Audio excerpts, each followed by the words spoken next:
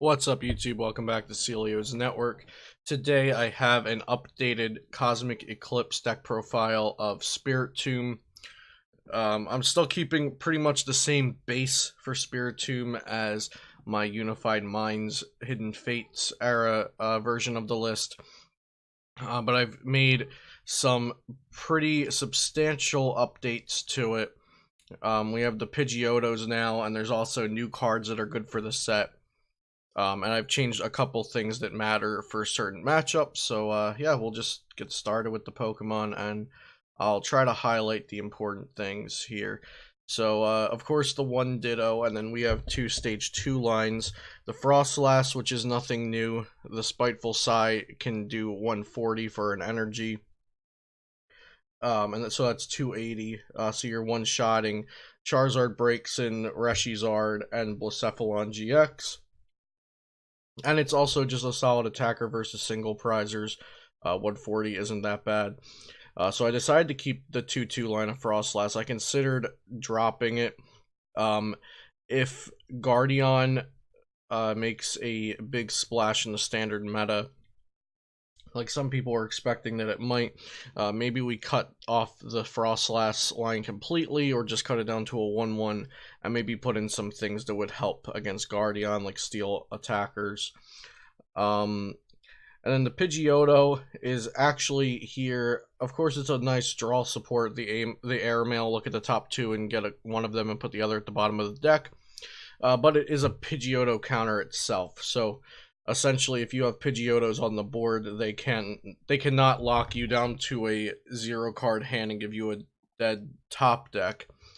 You can airmail once or twice, depending on how many Pidgeottos you got out, and look at the next couple cards to try to draw out of it. And if it doesn't work out, you can just try again next time. So every Chip Axe sets you with that top deck that's not a helpful card usually, but then you can just airmail to dig a little deeper.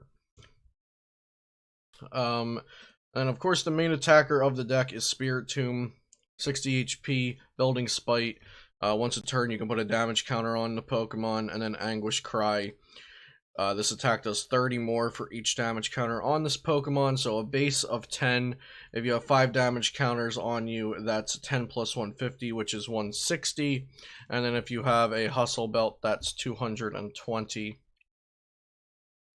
Yeah, if this Pokemon has 30 HP or less remaining and has any damage counters on it, its attacks do 60 more to the active Pokemon, so that's 220, plus you can also have damage down with Shrine of Punishments. And then we have a small Ultra Beast package here. We do have the Beast Energy that is a rainbow for our Ultra Beasts, and they do 30 more damage to the active Pokemon.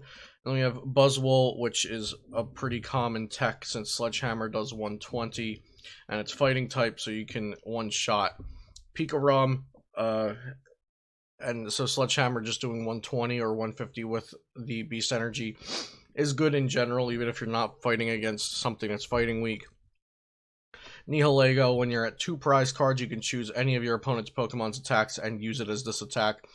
So that's very strong. You could just potentially one-shot a big Pokemon, like if they have a Reshizard on board and you have Beast Energy Shrine, you can copy Flare Strike for 260, and then the Shrine knocks it out in between turns with the extra 1 damage counter. And then, of course, I also have the Pheromosa and Buzzwole tag team for its Beast Game GX with a Beast Energy that does 80, and if you knock out something by damage with this attack, you take 1 more prize card. And then kind of the support Pokemon wrapping it up. We have a Jynx. Once a turn, you can move a damage counter from one Pokemon to another. This can help with not knocking out your Froslass due to Rainbow Energy and then putting 7 damage counters on it, or it can just kind of build up your Anguish Cry a little faster. If you Building Spite the active Spiritomb, Building Spite the benched Spiritomb, and then you move the benched Spiritomb's damage to the active, then attach a Rainbow, then attach a Hustle Belt, you're swinging for 160 there, and as early as turn 1. We have the Mew bench barrier. This is kind of to secure the Pikarom match, but it could also stop other kind of snipe damage. The Mew it's actually kind of also here for Psi Power to clean things up, believe it or not. If it didn't have Psi Power, I think I would remove it right now, since I don't think Pico Realm's very good, but it has two abilities, or two attributes that are helping you in one card, which makes it worth it in my opinion. We have the new Mimikyu, which is a really cool card. Shadow Box Pokemon GX that have any damage counters on them have no abilities.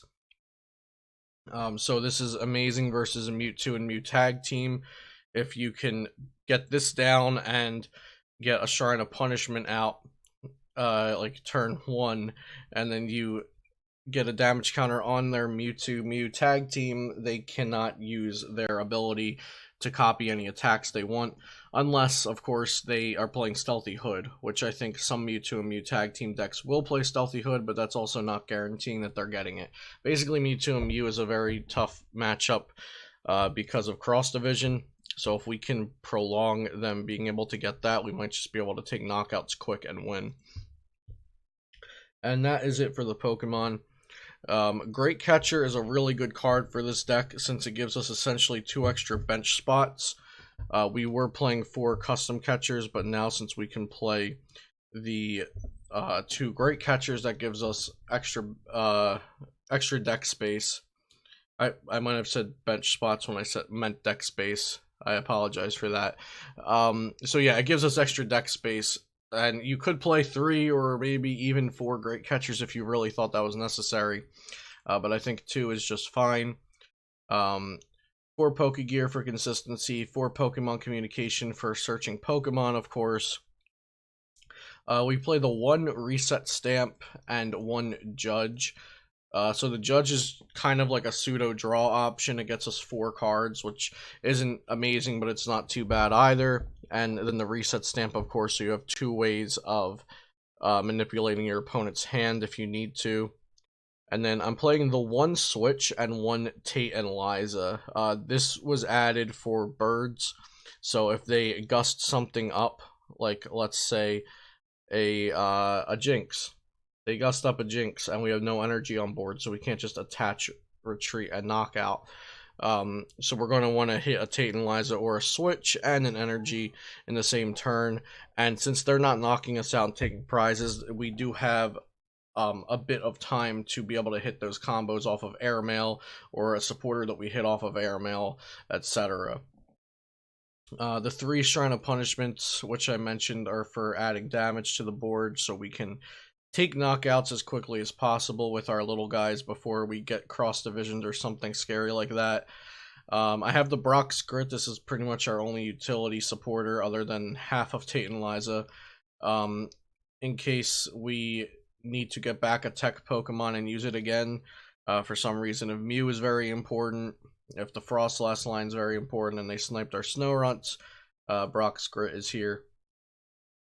And then for our main supporters, we have 4 Cynthia, Shuffle Draw 6, and I have 4 Professor Elm's Lecture.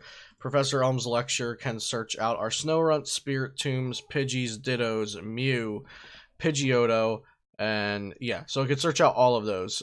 Basically, you're going to be searching Dittos, Pidgeys, Pidgeottos, and Spiritombs turn 1, usually with Professor Elm's Lecture. And then the 1 Erika's Hospitality, just an extra draw card. This could really be anything else you want it to be. It's just a nice burst of draw every now and again. The 4 Hustle Belts, which I already went over, add damage if you're at 30 HP or lower. And then we're playing 1 Beast Energy, 1 Water Energy, 4 Dark Energy, and 4 Rainbow Energy. So I've tried to build this with the least amount of text that I can, and it still function at a high level. Because I want it to be consistent. Single prizers can be very scary, but if they're not consistent, it's really not worth much because they're just going to get run over anyway. If you're not prize trading consistently, then the whole point of playing a single prize deck is that you trade favorably. But if you're not attacking every turn from turn 1 or 2, then you're not going to do that. So keeping it consistent is important. I hope you guys like this deck profile. Check out flipsidegaming.com and use code CELIO, all caps, for 10% off of your next order, $10 or more. I highly suggest checking that out. They have PTCGO codes starting at 55 cents. I believe their Cosmic Eclipse codes are 55 cents. They have really, really good prices on Dragon Shield sleeves and other sleeves if you're looking to grab a couple boxes of those and use my code. And this deck list will be copied and put in the description below for you guys if you want to import it into your PTCGO. I'll see you next time here on Celio's Network.